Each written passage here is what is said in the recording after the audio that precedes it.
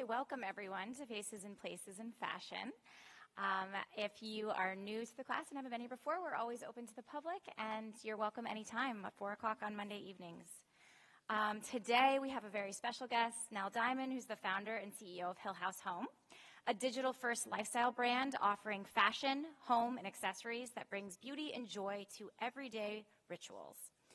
In her role as CEO, Nell oversees all business functions, including growth, product, design, marketing, and creative. Founded in 2016, Hill House Home launched as a direct-to-consumer bedding and home business. The company went viral with the 2019 launch of their cult favorite product, the nap dress, which I see many of in the audience, and has since expanded further into fashion categories, including separates, pajamas, footwear, and swim, while iterating on their home offering across bedding, bath, and baby. Led by the values of quality, comfort, and design integrity, Nell has developed a hyper-loyal and avidly engaged customer base and has quickly built Hill House Home into a new luxury leader valued at over $150 million. Prior to founding Hill House Home, Nell worked with a fixed income analyst at Deutsche Bank in New York. She has an MBA from Yale School of Management and a BA in English Literature from Princeton University.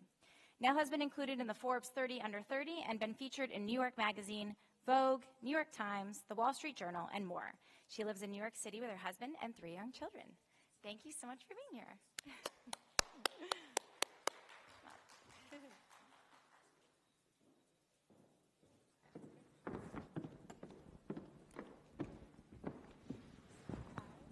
Hi.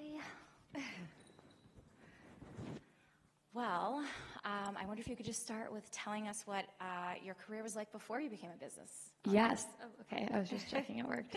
Yeah. First of all, thank you so much for having me. It's so cool to be at FIT. We have a couple team members who went to school here, and I always hear amazing things, so it's nice to be in the building.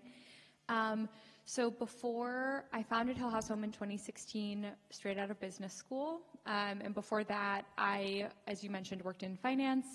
And my only kind of exposure to fashion and consumer was from working retail. So I worked retail. I grew up in London in the first Abercrombie & Fitch store in the UK, which was on Savile Row. It was a big controversy when it opened on Savile Row, the obviously famed men's street. And I loved that experience. I was obsessed with the kind of brand power that Abercrombie had. And then while I was in business school, I worked for LVMH for the Louis Vuitton US group. So that was probably my first like professional kind of corporate experience in the fashion and consumer world. And then everything else, did a lot of learning by doing. Yeah, that's great. Did you go back to business school knowing that you wanted to do this afterwards? I knew I wanted to be in consumer. I think that I had a lot, and I talk about this all the time, but I think I had a lot of internalized kind of misogyny rooted in how I thought about the consumer space. I wasn't really aware of the serious career paths that existed in the consumer industry. And I had this kind of internal battle of wanting to combine both the creative and analytical sides of my brain in my kind of lifelong career. And I just think I didn't know, and I've talked a lot to the career offices at my undergrad institution about this, but I think I just didn't know the kind of wealth of options that exist. And, you know, women's spending drives the economy. Consumer spending drives the economy. It's a tremendously important, and retail and fashion are tremendously important in fueling our economy, the global economy, you know, millions and millions of jobs. And so it was kind of took me going to business school and really spending some time figuring out how I could add value in the space to see the full kind of range of opportunities. Yeah, well, that's great. Did you find going to business school worthwhile for those that maybe are considering that experience? Yes, I think that I'm always very careful to say that, like, it's not blanket the right idea for everyone. I think it was the right time and place for me personally. I was, you know, quite young for business school. I was 24, so I'd only had kind of 2 years out of college. And I chose the business school I went to as the Yale School of Management because they had an entrepreneurship program and because it didn't feel really finance oriented. I had worked in finance. I felt like the only option that kind of had been presented to me as a career path throughout undergrad was finance or consulting. And I knew that that was not the true world. So when I chose Yale specifically because they have a really wide range of focuses outside of just finance and consulting, and particularly as it relates to entrepreneurship. They also have an amazing graduate school of forestry there, which focuses on sustainability and environmental impact, and how business can serve both of those things. And so I applied to that school and spent time at that school with a view to being around students who, like me, liked business and were interested in working in business, but with less of a kind of narrow view on what business could actually be. That's great. Cool. And how did you come up with the idea for Hill House Home? So the idea came all at once and then in bits and parts. So the all at once was the idea that I wanted to create a brand. And I've always said I'm a brand girl. I love the idea of creating something that can make people feel. What was important to me was that I didn't decide what the brand was without the input of customers. So before we had any customers, what I really thought was I want to create a brand that's really focused on aesthetic and design. And I had a very specific idea of what that aesthetic and design were. And then I wanted to put products out there into the world and see how people reacted to them. And in particular, we focused first on home. So we focused on bedding products and home products, mostly because I thought there was the most opportunity at our price point there. We're very print driven. A lot of our kind of design references are rooted in Victorian art and literature, and then, the Pre-Raphaelites, a kind of focus on the Pre-Raphaelites, and then British art and interiors, Colfax and Fowler, William Morris, all of those great kind of interiors people. And so I believed that there weren't options in particularly the bedding space with that aesthetic at a more accessible price point. You had like Deporteau and Ebron and all of these amazing options, but at the kind of $1,000 plus price point. So that's where I chose to start, but we always kind of knew it wasn't going to be, the end. Yeah, that's great. And how did you get started? I always think that that's the hardest part, figuring out production and figuring out getting the right people in the room and all of that. Yeah, absolutely. It really was.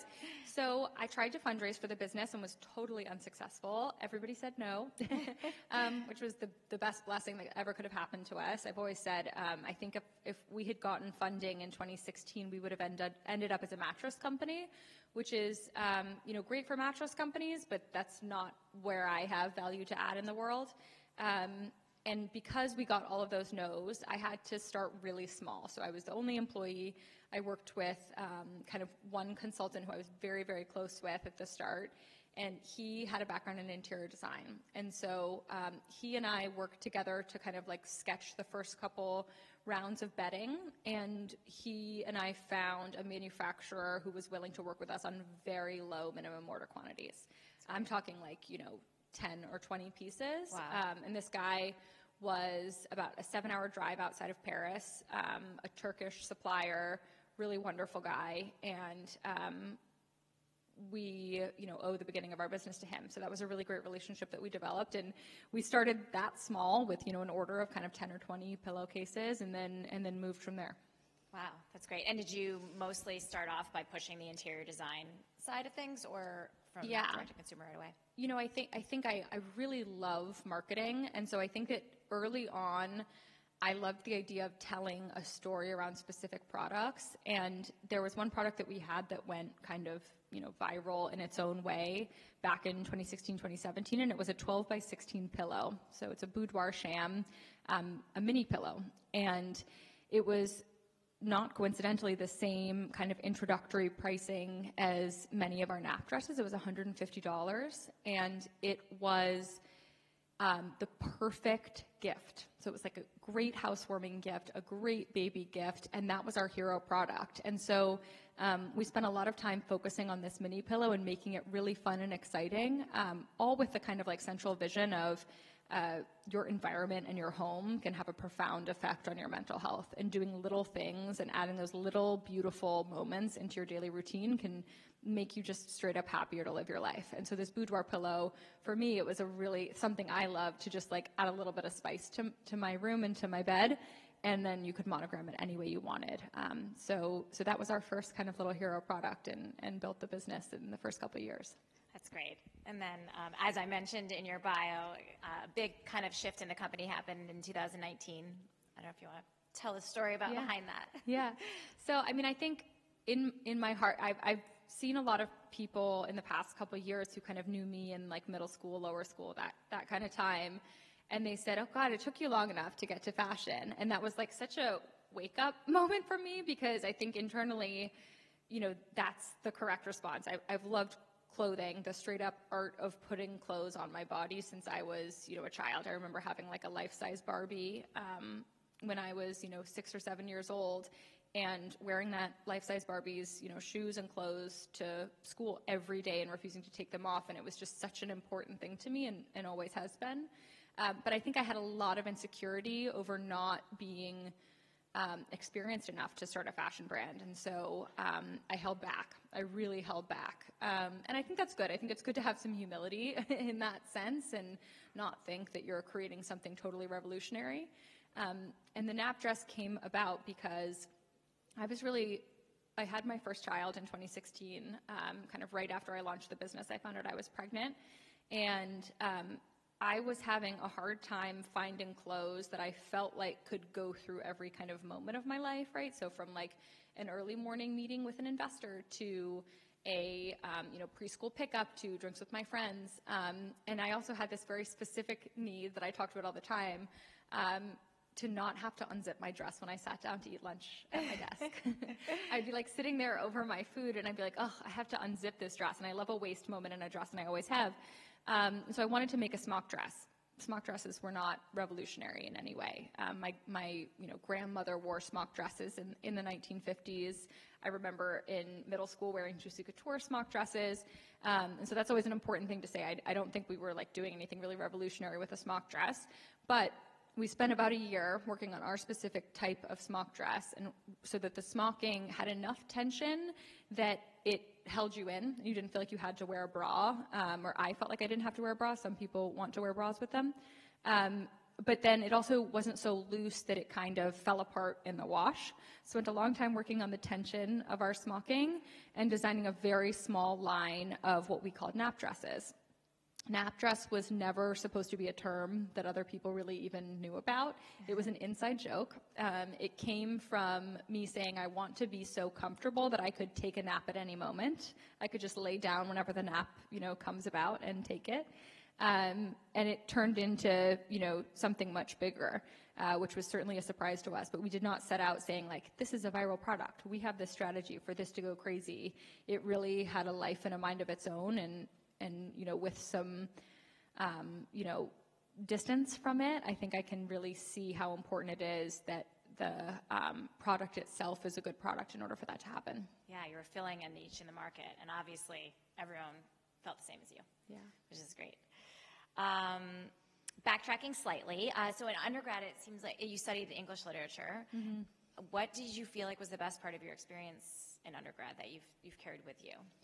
I'm really grateful to have had a 4-year college experience where I could really focus on, the undergrad experience and be a little bit less career focused. And I think that's like a tremendous privilege. I think I went to a school that really prioritized academic learning for the sake of it and tried to give you a core curriculum that would allow you to graduate, but have a lot of room for exploration. And Princeton was really focused on their thesis program, which is, in your senior year, you write 100-page plus thesis on a topic of your choice. So your major is basically like where you want to write your thesis. And so the thesis that I wrote was 120 pages on women's hair. And I have a lot of hair myself. It was of particular interest to me, but basically I took a line in Milton's Paradise Lost about the fall of Eve, and it's Eve, crouching before Adam in the Garden of Eden, and right after the fall, so after she's eaten the apple. And she's described by Milton as with tresses all disordered. And this, when I read this in an English class, like maybe sophomore year of college, I remember thinking like, okay, this is literally the fall of man, right? It's all Eve's fault, like the whole thing. And why is he talking about our hair? Like, why is it always that women's hair is so rooted in our, like inability to be controlled by men, basically? And so I started looking at people from, Medusa and all of the representations of Medusa to, Arthurian legend, and all the way up to like Rapunzel and some of the Disney princesses as well, and depictions of their hair, and talked about how the physicality of female hair is so incredibly charged with, like men's vision of women in society. So that was total, non sequitur to anything else I was doing, but a really amazing opportunity to be creative that I'm very grateful for. Yeah, that's cool. And I feel like now you're selling bows. You've kind of come back full circle to the hair topic. That's great. Have you ever worked outside of New York City? I grew up in London, so I worked in London. Yeah. Do you have any insights on how maybe London's culture differs from New York? I mean, in so many ways, I think what I really love about the fashion culture in London in particular is I think that there's a lot of willingness to take risks. I think New York City is pretty similar, but I think in general, I loved the idea that people really figured out what their look was and what that represented, and it felt pretty fearless to me. And I always loved that. Yeah, that's great. Kind of coming back more to 2019, and you have this big moment, you have this nap dress, it goes viral. Obviously, you've struck a chord with people. How did you kind of then pivot your company? Because you had been so home-based. And today, I don't know that many people would say that about what they see on your site. Yeah, so I mean, overnight, we became a fashion company, truly overnight. We had 5 people working at the company in 2019. Now we have about 50, and we went from, probably like 90% home to now 90% fashion. So we had to pretty dramatically restructure the business in order to make that happen. But I think that was something that I had always, I don't know, in a weird way expected, that we were not going to be like the all-seeing, all-knowing, omnipotent, corporate people. We were going to let people tell us, like, hey, that thing you just made is what I really want you to keep making. And so I almost felt like that the whole kind of 4 or 5 years before 2019, I was like, okay, what about this? What about that? And then they said, it's this. So we really restructured the business then, and it was very, very amazing and humbling, and a very cool experience to see that there was excitement around this thing that we created. Yeah. How hard was that to do, to kind of turn the ship? It was hard, but I think we were just so motivated by it. Those 5 people that I mentioned. So obviously COVID hit so the first nap dress, that collection that sold out completely was December 2019. It was our tartan drop. And obviously COVID came around the beginning of March 2020, so just a couple months later. And our COO and I, who were, running our P&L and our finances and all of those things, we both found out we were pregnant, me with twins, her with her 3rd child. And I remember us working from home in COVID quarantine, locking ourselves in our bathrooms in our respective homes and putting our kids out with our husbands, and they were banging on the door trying to talk to us. We're both going through Excel spreadsheets on Zoom, basically figuring out when we were going to have to close the business. We were like, this is the last day we'll make payroll. This is the last day we'll be able to pay the warehouse, because we were just expecting this is going to be the end of the business, as everybody was at that point. And then, the opposite happened, which is that the business grew tremendously due to the strength of the product at that time, and the moment in time that existed. But I think that in many ways, our preparation and our careful, thoughtful planning was one of the reasons we were able to capitalize on the virality. Yeah. When did you drop the second nap dress? So the December line that sold out was actually probably the second. And then the third, I think, it must have come that next May or June. And I remember we had a shipment coming, and we were praying that the boat took a long time because we didn't have to pay until it got to the U.S. And we were so petrified. We were like, this is more inventory than we could sell in 3 years. and it sold out in the first hour. Oh my gosh. So it was totally mind-blowing. Like we didn't even know to be excited because we were just so confused. Yeah. We were like, wait, what? Yeah. We couldn't believe it happened, but obviously we were very grateful, and then continued to kind of try and give people what they wanted a little bit more. That's great. Well, obviously, it was a great moment. Everyone has talked ad nauseum, and I'm sure all of your classes, about the rise of athleisure during COVID, but comfort clothing just being a really big component. However, I think that a lot of people are now seeing the backlash of that, and I think Hill House has struck on something that's so universally niche that it's actually continuing to expand and grow with their customer. Yeah, well, we're customer. trying. I mean, yeah. we're trying to. I think the piece that I've been realizing over the past kind of year or so is that I think that aside from just comfort, there's a level of polish that I think our customer is looking for in their day-to-day life, right? They want the comfort, but they also, and I feel the same way, they want to feel polished enough to, walk, into a room, whatever that room may bring them, and feel like, I've got this. So that's what we're trying to continue to do. That's awesome. Well, on that note, you have a very loyal fan base. What do you think it is that's making Hill House, making the customer so loyal to Hill House? I hope to continue to give people what they want. I think, and I hope it's product based, right? Like I hope what people react to is the product itself, and that we continue to make product that makes people feel happy. And when they put it on their body, they feel, invincible. They feel amazing. They feel like they can tackle their day. But I think at the end of the day, again, I don't want to be this an omnipotent force that's controlling a group of people who are fans. I think we have to every day earn that loyalty and continue to create products that people feel like they want to put their hard-earned money towards. I definitely don't think of our kind of loyal customers as loyal for life. I feel like we have to keep doing things that makes them want to be loyal. So that's the kind of journey that I think that I continue to be on. Yeah, that's great. Well, what's next for Hill House? I'm so excited about retail right now. We have, I think, 5 stores. So Rockefeller Center in New York is our store. And that store has been performing so well. It's been 70% new customers, which is super exciting to me, to meet new people and have them try on the clothing and understand it. I think also something interesting about going viral and having people, know your brand a little bit, but maybe not have tried it, is that there can be a lot of preconceived notions. And so something that's really fun is when customers come in and they might say, oh, I kind of thought it was too girly for me, or it was too whatever for me. And then they try it on and they're like, wait, I could do this. That's incredibly gratifying, because at the end of the day, I don't want people to think there's one way to be a Hill House customer. There are millions of different ways to style it. And our designers and our tech designer are so good that stores are huge, because it allows people to try the new style that they've worked so hard on, put it on their body, and love it. Yeah, hopefully. That's great. And you're about to hit a year anniversary with Rock Center. Yes, right? Rock Center is about to hit a year, and then we have Florida, Texas is coming. We're opening in Charleston in January. We have a store in Nantucket, and then a couple more planned. Exciting. Yeah. Very cool. What have you found to be the hardest part about running your own company? I think, the hardest part has definitely been trying to keep every person happy, and that's not just internally, it's also externally.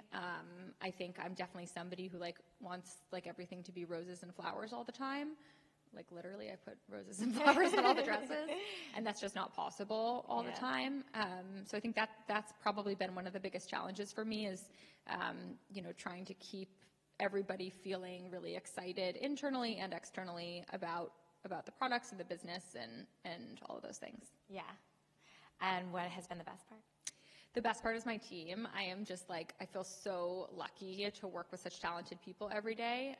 I think it's the best school project ever. It's the project you're so proud of, and it keeps going. You all do together, and because you've had exposure to our team. But I'm just so grateful that we get to come into work and talk about what we talk about and get really excited about it and get paid to do it.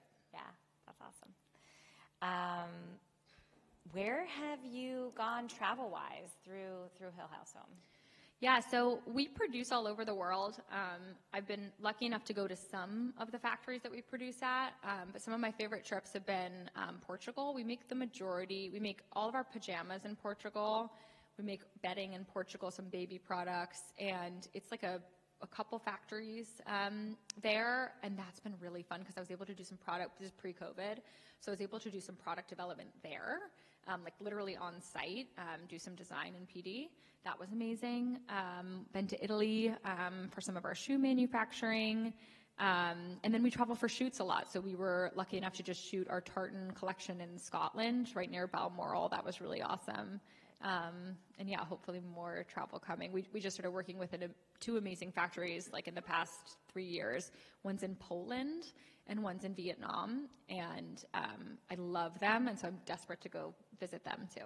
Yeah. Cool. They come here a lot now. Yeah, that's cool. Now that the world's back open again. Yeah.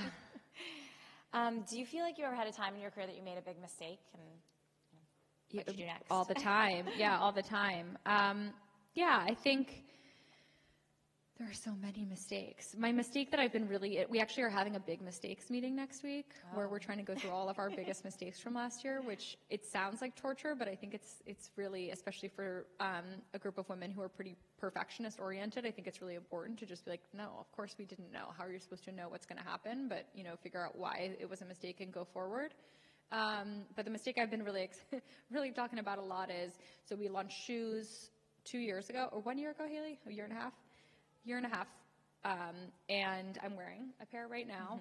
Mm-hmm. And I was a little nervous when we launched shoes, and I was particularly nervous about this shoe that I'm wearing right now because it's my dream shoe, but I don't ever want to think that like everybody's, wants to walk around in 5-inch heels all day the way that I do. Mm-hmm. So I was really conservative with the projections for this shoe in particular, this heel height, and kind of like let myself be guided into a place where we made these like really beautiful slides, right? These like very flat shoes, but that I didn't feel super passionate about, but I liked. And the time came, these sold out like right away, and then the slides just like were sitting in our inventory for so long. And I think that I wish that I had trusted our gut a little bit more and listened to our customer a little bit more, who kind of was telling us like, no, if we're going to buy shoes from Hill House, we want them to be like that crazy shoe. We don't want just, a simple slide. So I wish I had listened to customers a little bit more and listened to my gut on that, but you can find them at Nordstrom Rack, right? Okay. Yeah. Okay. Yeah. Nordstrom Rack now. Any day now. And what do you feel like you're most proud of in your career so far? I'm most proud of every time I see somebody wearing our product. It is like sickening. Like I cannot, it is so emotional to me to see people wearing our product, because it's just wild that this was like a sketch in our designer's, notebook, and something that we like sent, millions of different tech packs for, and then suddenly here it is in the world. And especially when I can like just see them, from afar, just like living their life, and they don't necessarily know that I'm related to the brand in any way. And then the second thing I'm most proud of is that of our original, 5 employees, everybody's still here, which is, I think to me, like I say to them all the time, I'm like, if everything goes away, if we lose this business, if we lose everything, like the fact that we've been able to stay together this long tells me I did something right. So that's good. Yeah. What are the 5 roles that you filled first that are still with you? Yeah. So, the hire number 1 was a really wonderful woman named Allie, and she's had a really hybrid role. So like when she started, she was doing a little bit of product development, and now she runs our revenue team, which is basically like e-commerce and paid social marketing. So she's been kind of a chameleon and moved through a couple different roles.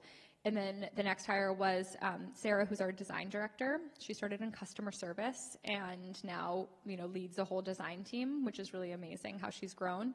And then Kennedy, who is our social media star, started in customer service and is the only other person who's had our Instagram password in the last 8 years, just her and me. And then Nico, who's our COO. So I think early on I realized, like, I went to business school. I can run the ops and finance side of the business, but it's not bringing me joy. I'm not loving that. I'm like dreading logging on to, our bill.com and running through invoices. And so that was the first hire I made that like really changed how I'm focused on the business. You get to do the art side and she can do the science side. Yeah, but I still kind of have access to that science side, which is nice. And particularly as it relates to marketing, because I think I hadn't realized and merchandising. I hadn't realized how much merchandising planning and kind of the paid marketing side could be both creative and analytical at the same time. Yeah, that's great. Who do you feel like is the most interesting person you've met through your fashion career thus far?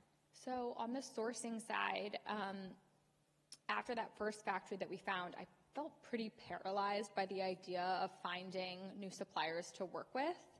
And I was introduced probably in like year 1 to a woman named Nestle, and she has a dress named after her. But she has worked in fashion for decades. She's like one of the most well-respected women I've met in the industry. And she now has her own consulting company, and she works with small brands a lot to help them find suppliers, sourcing and producing products. So everything from kind of the fabric production and, you know, early on in our trajectory, she helped us find an artist to work with on some of our early prints. She helped us find a couple factories, and she's like my North Star. You know, whenever I'm confused about anything related to like business strategy, in terms of design or production or any of those things, she's really the person that I go to, and she's just such an incredible wealth of knowledge across, you know, the entire industry. So she's been the most interesting person. She knows literally everyone. She worked for Marc Jacobs for a very, very long time. That's great. And now she's got one of your strong dresses. Yes, exactly. That's been adapted actually into the one I'm wearing. Yes. To be long sleeve. Did you ever need to lean on your network to move forward? How and when did you do that? You know, I feel like when I was in business school, networking was like such a thing, and I used to like literally cry if I had to go to a networking event. I just found it so awkward, and I never knew what to say, and it felt so transactional. And so I've always felt like I'm really bad at that side of the business. So I would say more I lean a lot on my like internal team and maybe peers. I've definitely you know, looked to other founders of businesses totally outside fashion too for advice. But I find it's like the best people to ask for advice often are people who are like totally unrelated to your business or your field, because they'll give you a real outsider's perspective. Yeah, and maybe not be as guarded and yes, protecting their answer. How do you feel like you keep yourself informed of the latest trends and how to keep yourself moving forward with the brand? Shopping. I mean, I go in person. I go look and touch and feel and try on things. And then I try to go places where I can see people wearing things, like busy places. You know, having a store in Rock Center is really great because I can go see people just like straight up walking around. I think Instagram's like less helpful now because it feels a little rehearsed and like practiced. But like the number of TikTok screenshots that I send our team all the time about like, oh, do you see how she's wearing that? I love like the mix of this and that, and you know, the colors or whatever. So definitely that's hugely helpful. Those two ways, like staying up on trends. But I think, you know, I've tried at one point. I remember like wanting to like subscribe to some trend reporting and things, but that's never felt like super intuitive to me. It's much better to kind of do it in person. Yeah, that's great. Sometimes I take stalkery pictures of people. I was at dinner on Saturday night. I saw somebody in like the cutest combination of colors, and I just took a picture of them without them noticing. I won't put it anywhere. That's great. Do you develop a lot of your prints in-house, or do you use other sources too? Yeah, in-house. We use either artists that we work with. We have like one artist who Nestle introduced me to who we work with the most. Her name's Layla. We do at least one print with her a season. She was previously at Oscar de la Renta. Now she's freelance. We have an amazing creative relationship. And we'll start by like telling her kind of like general inspiration, and she'll present a few rounds. And then most seasons we'll also work with like a new artist on an artist edition. And then we also work with the design library a lot. So our design team will go up to the design library and pull, you know, antique archival prints. And then we'll work with our own print designer to either update them or recolor them or work on the scale. So that's usually how we work with prints, but we're a very print-driven brand. So lots of print discussion. For those that maybe are not familiar, what is the design library? The design library is basically like an archive of prints. It's in upstate New York, and you can, buy or rent prints to use for clothing or interiors or any of those things. That's cool. Awesome. I had another thought on that note, but it went out of my head. Oh, collaborations, because you do a lot of collaborations, not on prints and otherwise.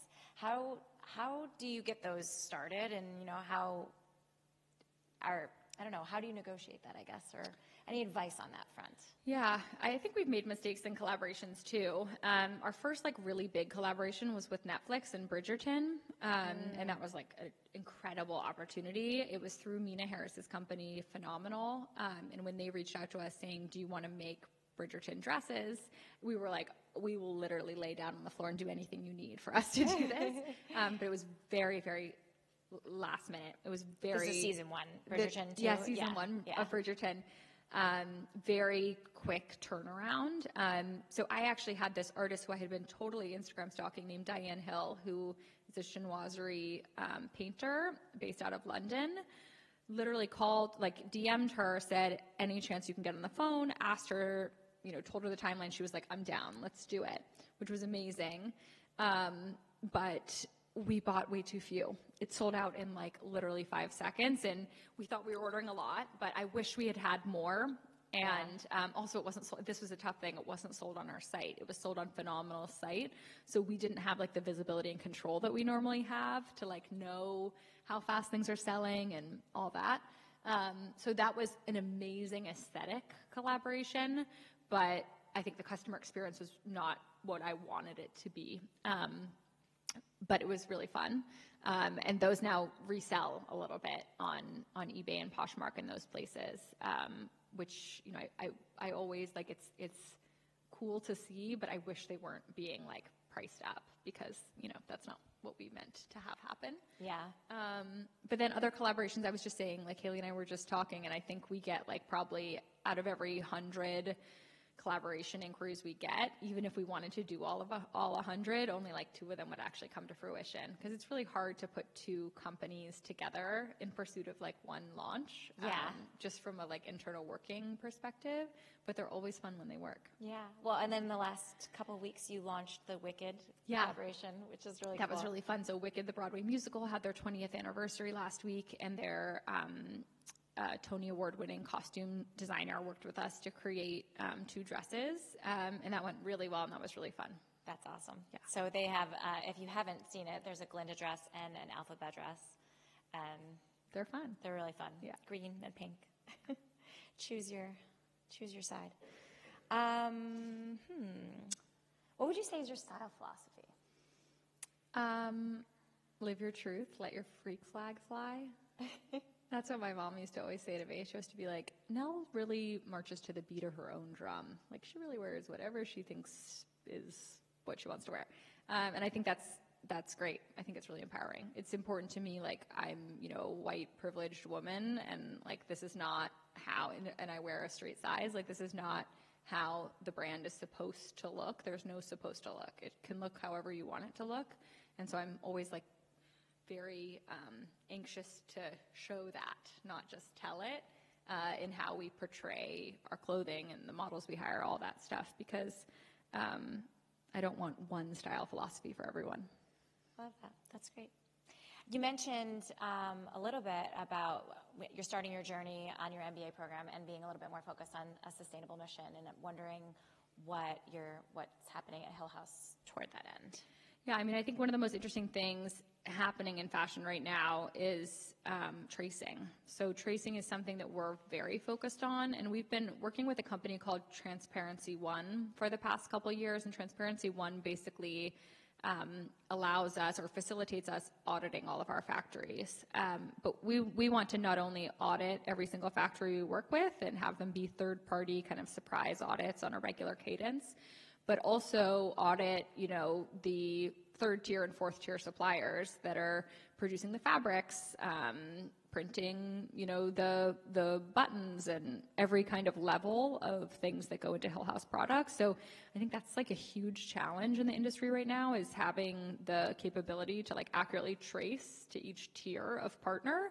And I think that, working with Transparency One, we've come a long way in that. So I think that that's a huge focus for us right now. And then from there's so many ways to think about sustainability, but I think from a kind of wastage point of view, wastage has been something we've been really focused on too. So what we do with our excess product, what we do with our excess fabric.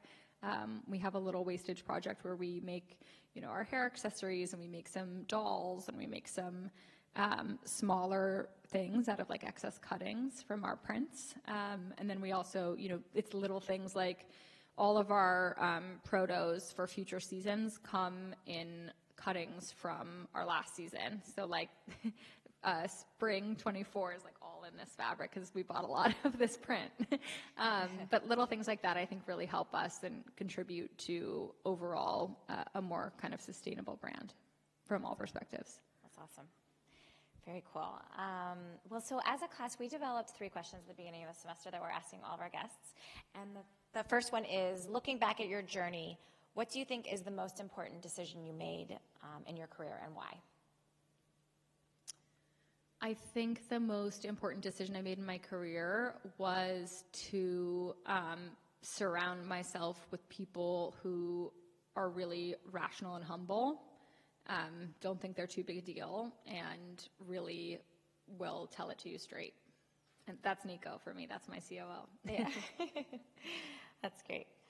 And also probably complementary skills, it sounds like, too, which is super important. Mm-hmm. What do you look for in potential hires? I think it depends. There's no like one thing, right? Because I think every department has different things that it needs. But I think like honesty is like a huge one. Somebody who's really straightforward and rational, and again, has that humility piece and isn't afraid to, kind of try new things. That's super important. And then in general, just like it's so hard to actually test this, but kindness, how do they treat people around them? If you can get a sense of that in an interview, I think that's great. Yeah, that's awesome. What do you think is one of the greatest challenges that's facing this industry as a whole today? So one is, I think, that tracing piece that I talked about, right? Because even if you know the factory where your product is made, do you know where the buttons came from and the trims came from and the fabric came from? And are they abiding by, all the laws that you want them to abide by? So I think tracing is a really big one. And then I think inventory management is the other big one. I think especially coming out of the last couple years, I've seen, planning departments are like the backbone of the business in the last 18 months, because I think everybody came off of like 2021 huge growth years, and they bought too much inventory because they were all sold out. And then, they're sitting there with like these super bloated balance sheets because they simply have too much stuff to sell. And I think like proper management of the regular ebbs and flows of the global economy and the macroeconomic environment is crucial. And that's how fashion businesses go out of business, is they buy too much inventory and use up all their cash and can't make it to the next season. So I think inventory management, having really good planners, really thoughtful, strategic planners who are willing to be sold out and leave a little bit of money on the table, so long as you kind of preserve the business itself. That's crucial. Yeah, that's great. Awesome. And another question that I didn't pre-prepare and send to you, but just I've thought of while you're sitting here. You spoke about it kind of in the beginning when you were talking about your journey, but I feel like you've been a really phenomenal leader for a lot of women and women-run businesses, and just wondering, why you think that particular mission is important.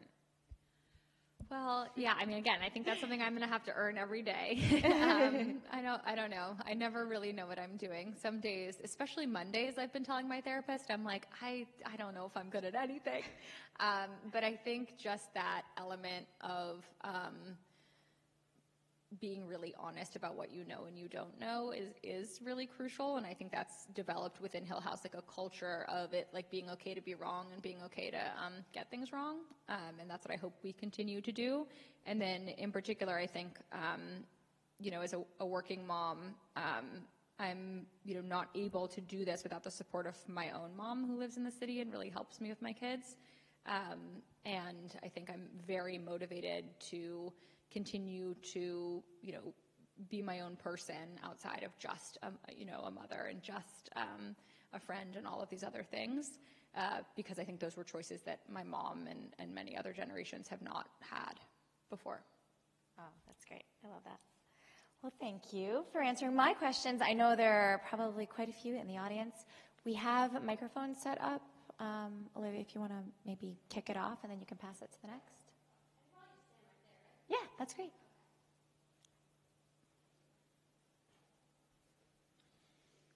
Hello? Is this on? Yeah. Okay. What inspired the name Hill House Home, and how does it reflect values of your brand? So my husband actually came up with it, which is really hilarious to me. I remember I took it so seriously, the naming of the company, and I had like some of the worst names in history planned, including like 4, which were totally unpronounceable.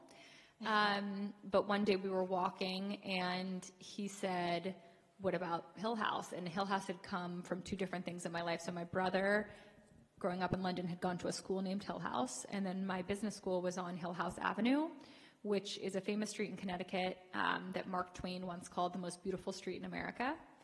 And I loved the way it sounded. I loved the idea that you could put home after it. And then, this is so dumb, but so many things often are, I loved that the H's, when you put HHH in a row, it looked like little beds. So, yeah, it doesn't necessarily reflect the values of the company, but I really liked the name. Hi, my name's Allison. My question is, how did you decide to launch wholesale? I think of you guys most visibly as partners with Net-a-Porter and Shopbop, but sort of how did it feel to lose some creative control, and sort of what your philosophy is on wholesale as part of your ecosystem? Yeah, I'm so happy with it right now. I think it's something that is all about time and place, right? So I think for the first few years of the business, we just weren't in a place where we could really support wholesale in a way that was meaningful to them and meaningful to us, mostly because we kept selling out on our own site, right? So we wouldn't have even had the product to give wholesale, even if we had had those relationships. But I think this year has been like the absolute best opportunity for us to start with wholesale. And it started with us, first of all, having our product development calendars, more closely aligned, not perfectly aligned yet, but more closely aligned to the wholesale calendar. And also the overarching belief that not everyone wants to shop directly on site. And I think that with the preconceived notion thing I was talking about earlier, I think that we have an opportunity to meet that shopper who's scrolling on Shopbop or Saks and looking for a dress for a certain event, and have her never heard of us before, but see it, see the style, see the color, decide the price point makes sense, and try it and develop a relationship with us. And I think too many brands in the last kind of like 10 years have made the mistake of thinking like, almost like they're too good for wholesale. They're like, no, they can just find me. And I just don't think that's true. I think wholesalers like provide tremendous value and are great for new customers. And I even love, like, Shopbop's one of our best accounts right now, and I love seeing how they style things. Totally different than us, and that's a point of view that I want. So I'm super happy with wholesale, and I hope that we're able to really deepen those relationships with the suppliers that we have right now. Hi. What would be your biggest pieces of advice for creating and fostering a positive work environment that gets the best out of people? I think it's a few things. First of all, I think having everything rooted in the idea that your identity should not ever be fully claimed by your career, right? And I think that's something, like, especially if you're a millennial like me, you were really force-fed this notion that like your job is the most important thing about you. And I think that's inherently like so damaging. It's so damaging in so many ways.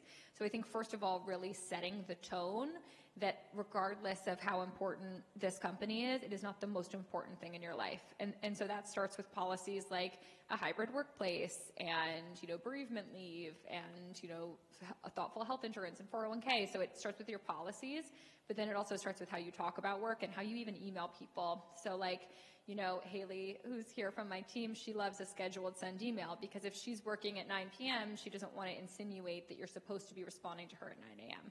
So she'll send the email for the next morning so that the people who are junior to her and her team don't think like, oh my God, my boss just emailed me, I have to respond right now. So I think it's like all of those little things add up to making your employees feel valued as a whole person, as opposed to just their output. And I think that keeps people for longer, knowing that they're a real person. Hi.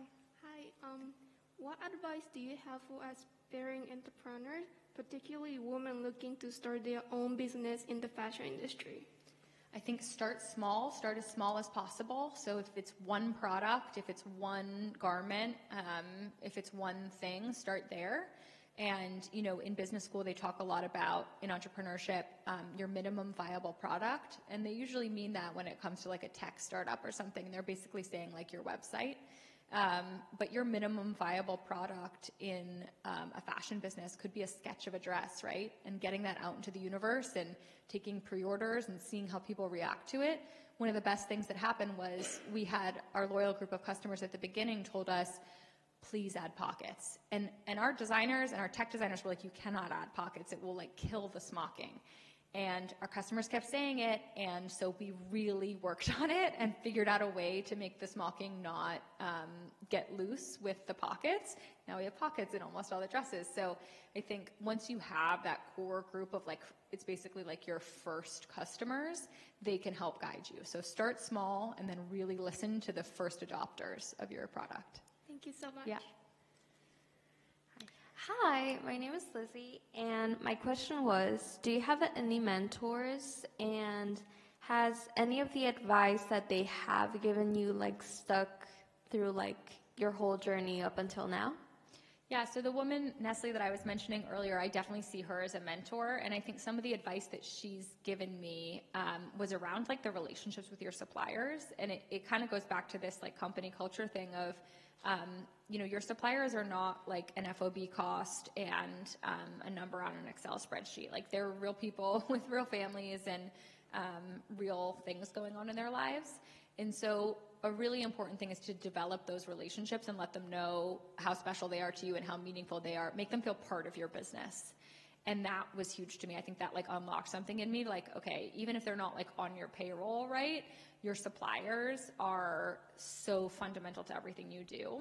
And so making them feel ownership over what you do, whether that's like, if we get like a cool article, I remember like when we first got in Vogue, we like sent it to our suppliers and they were like so jazzed. They showed everybody in the workroom. It's like such a big deal. So like making as many people as possible feel ownership over the business's success, I think is A, the right thing to do because you wouldn't have it without them, but B, meaningful. Thank you so much. Yeah.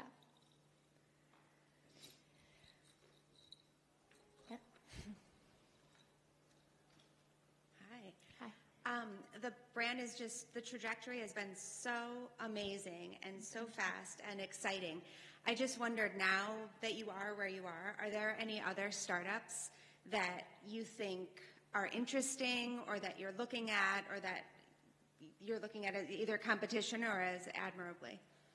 That's a great question. Well, first of all, I think early on, I'm going to take a sip of water. Early on, I thought more people were competition than I do now. And I remember feeling really negative sometimes when I would log on to Instagram and look at who I perceived as our competitors' Instagrams. And I would walk away being like, oh, we should have done that email, or we should have done this color, or we should have done that. And I had to take a couple years, to be honest, and like mute most of those people on Instagram because it just wasn't serving me. It was making me get into like a competitive headspace. Now that I think we're, 8 years into it, I understand just how much room there is. There's so much room for so many different styles. Like I certainly wear dresses by other brands all the time and I like love them, and it's so much fun to wear other designers' clothing. So I think I feel a different way about like competitors now than I did then. And then I think it's also really fun to see people who are like experts in things that, your team are not experts in. So like, we are not pants girls. We're not great at pants. We just aren't. So like, it's really fun to see brands that are really good at that. Like I've always loved Frame Denim. I think they do a really good job. The company out of LA, Favorite Daughter, they do really great pants too. It's fun to see people like excel in that where you don't. And then I always love, New York-based like entrepreneurs who are doing really cool things. Susan Alexandra just did a little pop-up at our store, and that was so fun.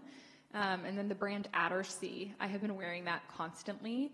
It's a very tailored, no prints at all, solid colors, very different than our aesthetic, but just so beautifully made, and it's made here in New York. We've also had them do pop-ups in our store, and this is like the whole competition thing. It's like, seems like the type of thing that our investors or our board would be like, why are you having another clothing brand pop up in your store? But I think at the end of the day, it's A, there's so much room, and B, it's like there's you got to share. There's so much room for everybody. You really got to share. Good karma. Thank you. Yeah.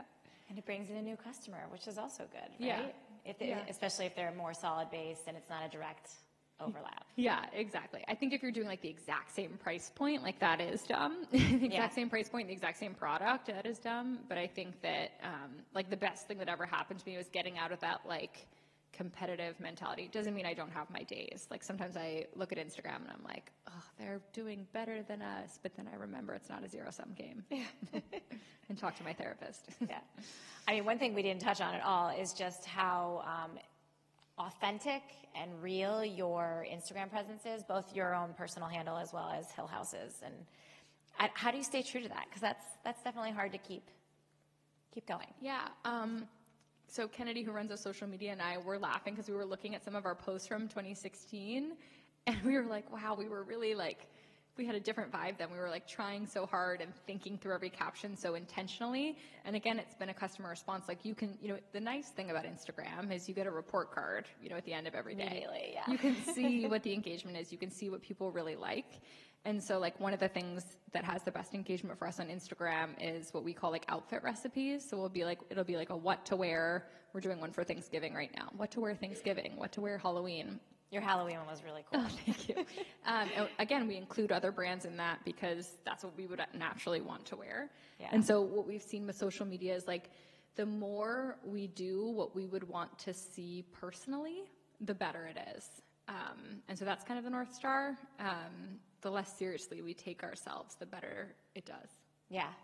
Yeah, it's great, including like screenshots of text messages and things like that. Yeah, so Taylor Swift wore something from Hill House over the summer, and it was just crazy, but, we didn't really know the rules of paparazzi photos and all that, but we really wanted to post about it. And so we just posted the internal like text messages, a screenshot of like everybody on our team freaking out.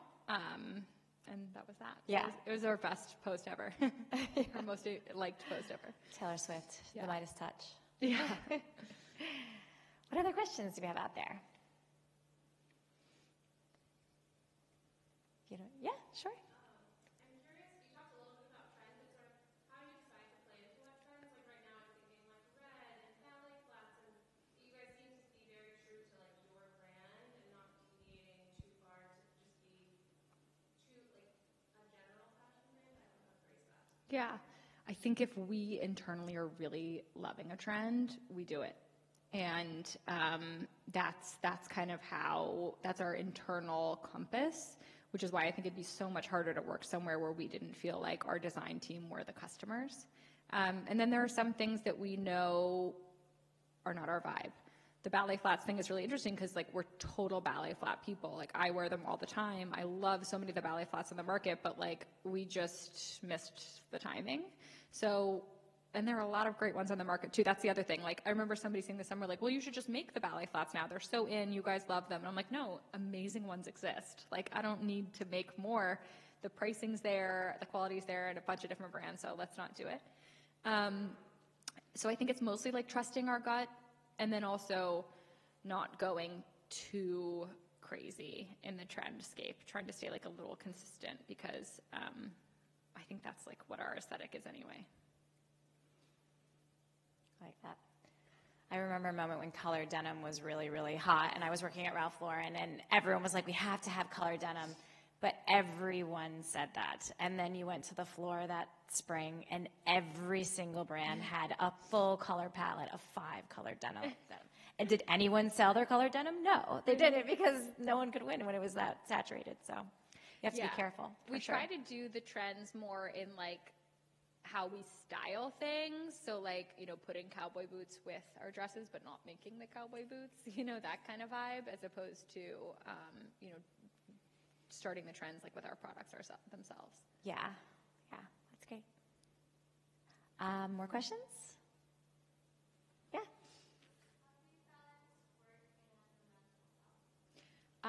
Very actively, I treat my mental health like a lot of people treat exercise. So and physical health. I've been seeing the same therapist for 8 years. It's like truly life-changing for me. So it coincides with the launch of your company. Yeah, exactly. She's amazing. I really rely on her, and I prioritize my mental health as much as possible. I struggled a lot with postpartum anxiety after the birth of my twins in COVID year 2020, and immediately kind of knew when I was feeling off kilter and went to my OB and my regular doctor to try and figure out what was going on. So I think it's like a very offensive approach to mental health that involves asking for help when you're feeling a little off kilter.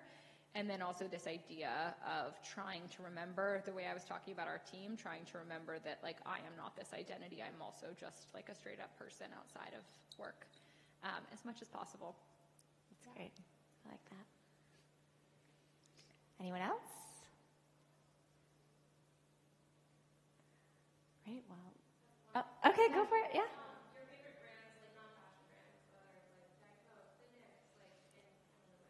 Yeah, well, Diet Coke is one, for sure. From a social media perspective, this is so random, but McDonald's has the absolute best social media presence of any brand on the internet. It's truly incredible, the way that they think through their collabs and their social media presence. I just love it. Trying to think of who else. I mean, I love other fashion brands too. I think that I love Doen. I think Doen is like an amazing brand. I love what they're doing, and some similar stuff to us, but at a different price point and different aesthetic. I think they're doing a really great job. So many brands. Yeah, I don't know who said that. Oh, thanks. Do you mind coming down to the microphone just so that Yeah, thank you.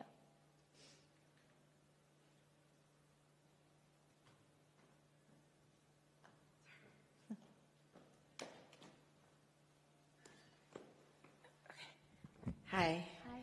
I love your brand, by the way. Thank you. If you could have a perfect day shopping in the city, like, where would it be?